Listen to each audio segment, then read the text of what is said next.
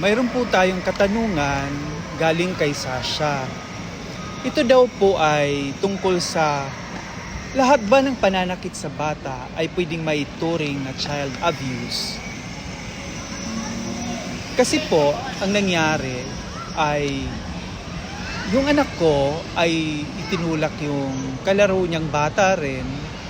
Dahil sa pagkatulak ng anak ko, ang nangyari, nabungi yung kalaro niya. Dahil sa galit ng tatay, ng kanyang ama, pinalo siya ng kanyang tatay dahil nga sa galit. Ngayon ang katanungan ko po, makituturing po ba yung pagpalo na yon na isang child abuse?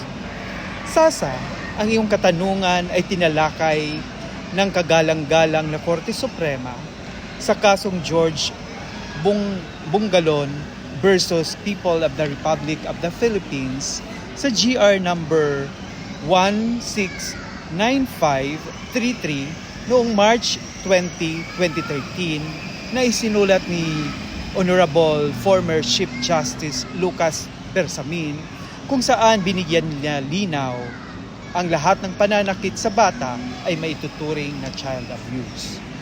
So, nakasaad sa GR number 19533 na hindi lahat ng pananakit sa bata ay may considered na child abuse.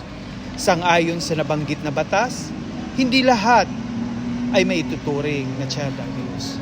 Upang maituring na child abuse, ang pananakit sa bata, dapat may layunin ang pananakit na ipahiya o hamakin ang tunay na halaga at karangalan ng bata bilang isang tao. Dahil dito, ang pagpalo ng kanyang anak ay marahil bunga sa galit at bugso ng damdamin ng ama. Dahil sa sinapit ng kanyang anak, hindi ito may tuturing na child abuse dahil wala siyang layunin na ipahiya o hamakin ang tunay na halaga at karangalan ng iyong anak bilang isang tao. So, yun po ang pinaka-importanting elemento para ma-considered na ito ay child abuse. Pag ang pananakit may layunin o para ipahamak o ipahiya bilang isang tao ang iyong anak.